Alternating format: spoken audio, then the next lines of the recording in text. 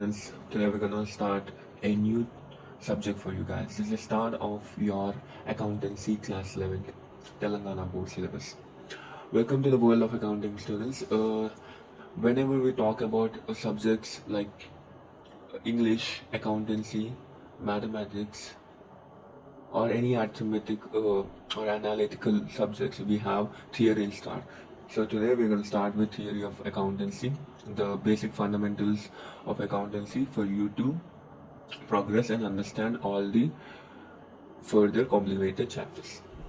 To start with, uh, today we're going to start with something of psychological, basically to learn any theory. Theory takes core fundamentals, foundations, and the weak basics may hinder your future progress. Today, by effective memory cues, we can simplify learning and retention of your the theory you learned today.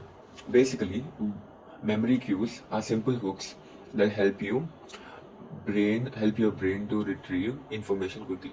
Just like when you are trying to recall what you ate yesterday morning, you go through the sequence of what did your mom ask you for, what were you gonna like to recall something during your examination, during your weekly test.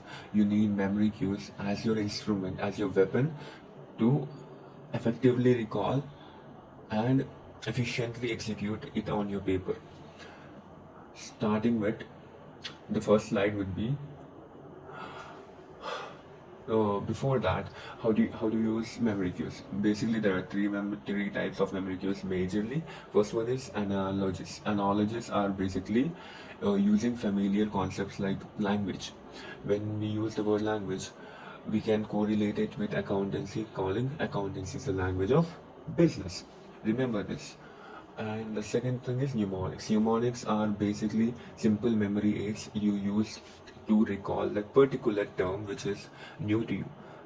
Like we are gonna learn debit and credit in the further this session. Debit is the receiver of the firm and credit is the giver to the firm. And whenever we talk in accountancy, we think from the perspective of the business, not slash firm, not from the perspective of the owner or the government or the consumer. We do accounting from the perspective of firm slash company. The third and final memory cue is visual act. When you come across a concept like double entry system, which you're gonna come, there is two sides of every transaction. So you can visualize it basically like two sides of a coin having the same value. Today's first slide would be the language of business. Language of business being accountancy, because like we use English to express what we're going through. People from Saudi Arabia use Arabic. People from Japan use Japanese. Just like that, firms use financial language called accounting to express their financial position along with how the company is performing over these years. This is done through the art of recording, classifying, and summarizing a financial transaction, which is further broken down in future chapters, coming across journals, lectures, trial balance, profit and loss account, and balance sheet. Without complicating it, let's first learn why every rupee has a story. When a transaction is coming into your house, your small business, or the events you're conducting in schools, or the business as a whole, every transaction has a story behind it. If you spend a rupee from the firm on something, if you buy it for the purpose of future resale, it's called stock. It's called stock slash inventory because you're gonna resell that product. And when you buy something for your personal use, it's called drawings. And this every transaction is classified into different sections of accountancy, wherein each transaction has a story, each transaction has a meaning behind it. Quiz time. This is a quiz. I'm gonna add a lot of quizzes in between for you guys to engage and understand what exactly the concept is, and for you to retain in the video. What is accounting often called, referring to its role in communication? A. The business code. B. The business language. C. The business recipe. D. The business song. You have 5 seconds to answer by yourself or in the comment section. Please do like, share and comment on the channel. The first is, the answer is the business language, option B. Coming to the first topic, we're going to discuss the difference between bookkeeping versus accounting. While often interchangeably, they are correlated as a topic, but they have some key differences which you need to keep in mind. Basically, imagine bookkeeping as the photos you click on a regular basis, and accounting as the photo album you structurally maintain by making a decision. How do you? First, let's read out the points of both of them and let's correlate them with each other. First, bookkeeping has recording only, while accounting has recording plus analysis.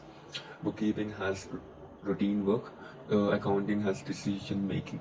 Bookkeeping has junior level, accounting has senior level. And bookkeeping is input and accounting is output. So here how we correlate. When I told you about bookkeeping as the photos you click on a regular basis, when you click a photo, you click it to capture the memory. And when you capture the memory, you don't think much. It's just a level of work which is of a junior level, which is a routine kind of work, and you keep it without making a decision. And accounting, wherein you record as well as you analyze whether they should go to the particular album. Photo albums are created by doing a decision. It requires more effort, so it can be considered a senior level of work.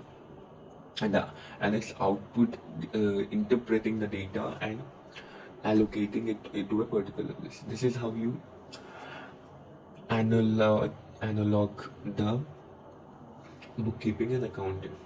This is the first memory cue I taught you guys. So use memory cues like these to understand topics. Coming to the next slide. Advantages of accounting. Advantages of accounting, namely 5, and there are going to be limitations of accounting as well. Every concept / theory has advantages and limitations if we are going to practically use it.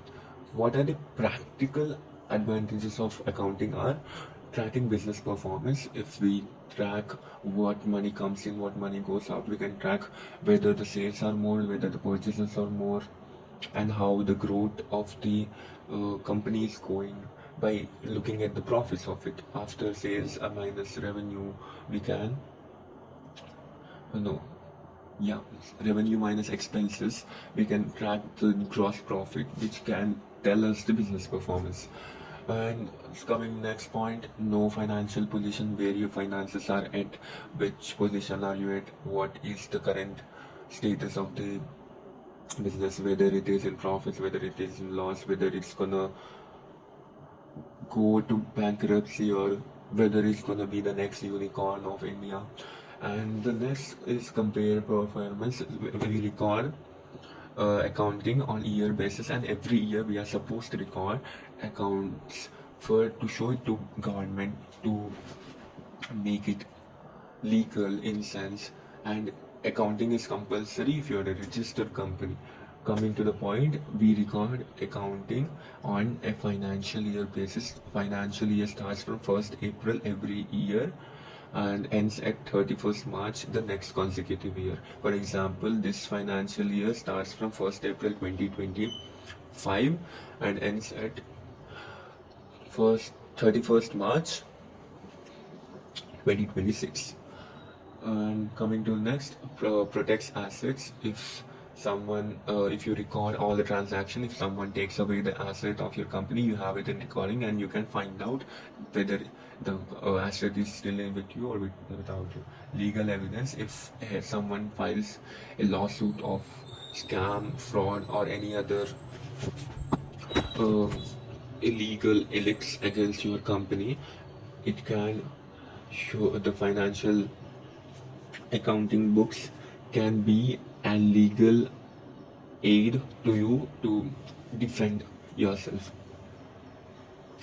With time, if a business wants to understand if it's making a profit or loss, which advantage of accounting is most relevant? 1. Protect assets. Number 2. Legal evidence. Number 3. Track business performance. Number 4. No financial position.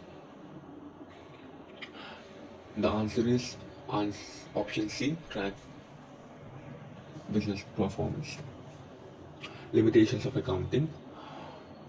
Coming to the limitations, while powerful, the accounting limitations have certain limitations even when it is systematically downsized to not have any limitations. The first limitation is only monetary transactions are recorded. Basically, when accounting is done, we only record transactions which are done on money, rupees, dollars, dirhams, whatever.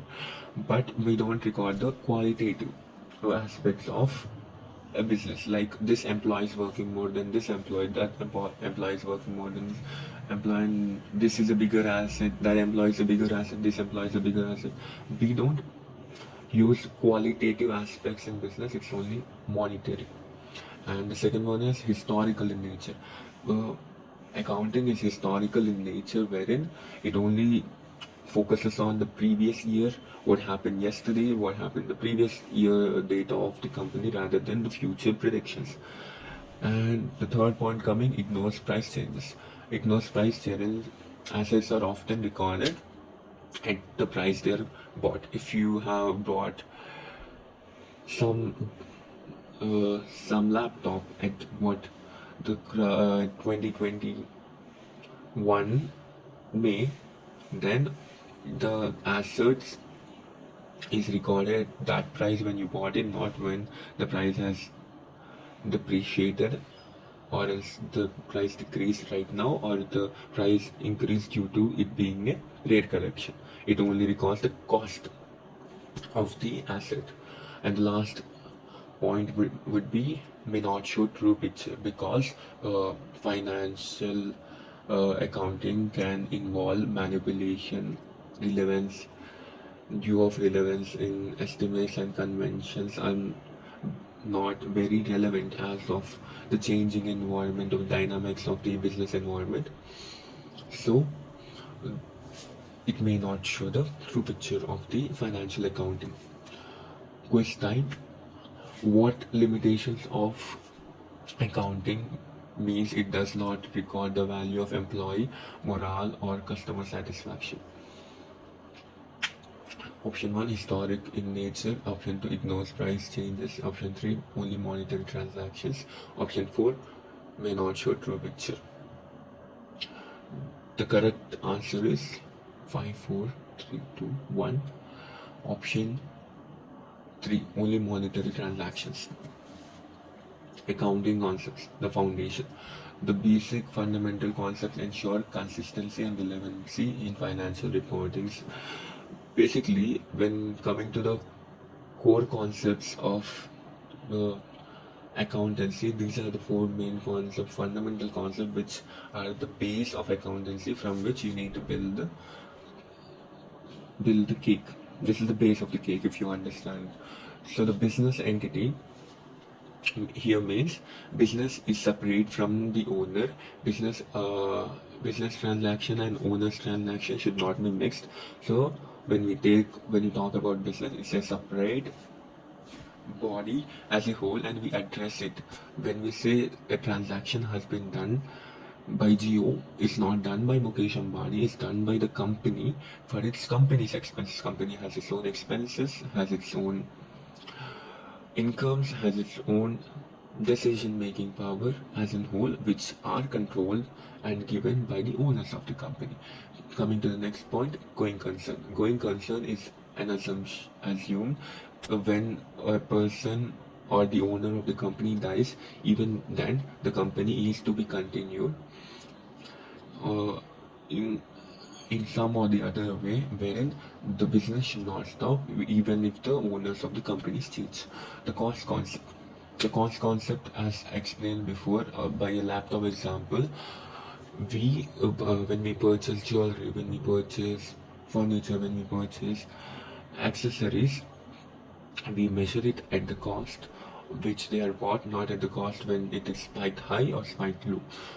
Fourth concept, dual aspect of accounting, wherein every financial transaction which is recorded in the books of accounts has two sides or two effects. For example, when you buy a pen, the cash goes out and the pen comes in. The asset is being being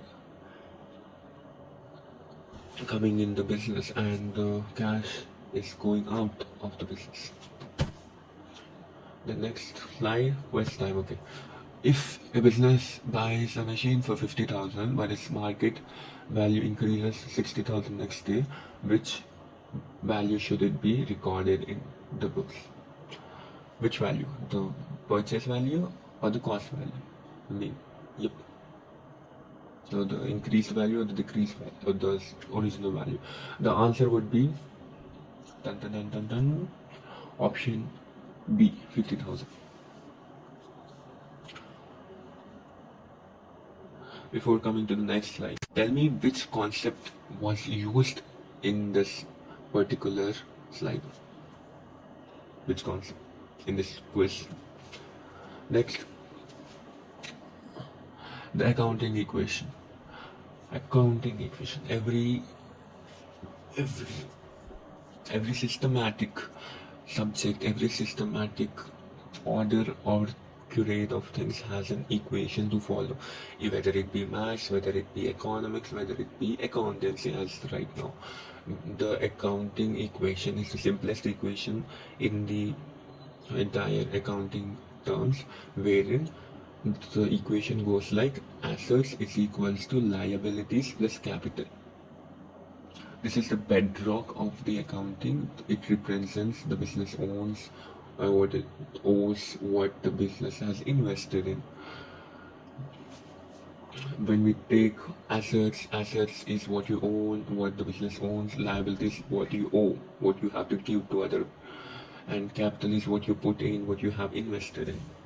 For example, if you buy a car worth of 5 lakhs using a loan of 3 lakhs and your own money of 2 lakhs, then it would be car is the asset, total of 5 lakhs is equals to 3 lakhs of liability loan and 2 lakhs your own money, which is capital.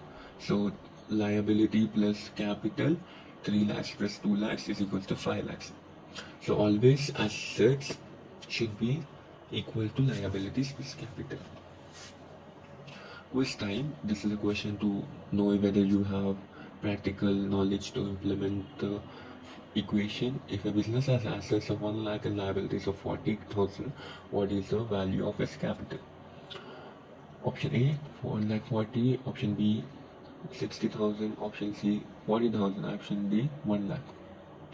As I said, take your time.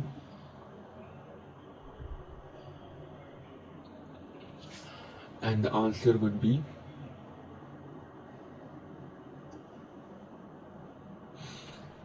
$60,000, option B. Types of accounts. This is where it gets a little bit trickier, and you need to really think to understand. So let's spend a few more minutes on this slide. To properly record every transaction, we have to classify them into different accounts. These are called golden rules of accounting. There are 3 golden rules of accounting which are really used across the accounting syllabus of your class 11th intermediate. The first account is personal account. They relate to the accounts which are in transactions of individuals, firms or organizations, like Ram's account, State Bank of India account, ICICI account, or Suresh Capital Limited, stuff like that. The rule, every account has its golden rule. The rule for this is debit the receiver, credit the giver. Note these down. These are easy to remember when you understand the concept. The real accounts. These accounts are recorded with assets and properties, wherein only assets which are in the business or coming in and out of the business are recorded. Cash is an asset. Cash is an what asset? Current asset. We'll learn about this in future. Furniture is a permanent asset or a long-term asset or fixed asset. And land is another kind of asset which does not have depreciation. We'll discuss, understand, search up case why does land is the only asset which does not have depreciation. The rule for this real accounts would be debit what comes in, credit what goes out. And the nominal accounts, these are for expenses, losses, incomes and gains. Example, salary account, rent account, commission received account. These accounts you're gonna learn in the further chapters. Whenever the firm has losses, expenses, or when you were gonna buy the laptop, but you put the laptop in water and gave it a bath, it's a loss. It's lost you. Just like that, these transactions are recorded. Rule: debit all expenses and losses, and credit all incomes and gains. This would be understood better when you get into profit and loss account and stuff like that, when you actually implement them. For now, understand what these are. To remember them, think like personal account is for people, the people accounts, and real accounts are resources slash assets or what the company owns, and nominal accounts is the names of the expenses slash incomes. Done. Next quiz time. What type of accounts rules states debit all expenses, credit all incomes? Think. This was just taught you just a while ago. A, personal account. B, real account. C, nominal account. D, capital account. And the answer is nominal account. The double entry system. The core modern accounting is double entry system. The double entry system is basically every transaction is at least recorded in two accounts, maintaining a balance. Receiving aspect and giving aspect. There are two aspects which results to the balance of every account. Every account should be balanced at the end of the day to know whether you're recording them correctly or not. The receiving aspect, when something comes into the business, it's called debited.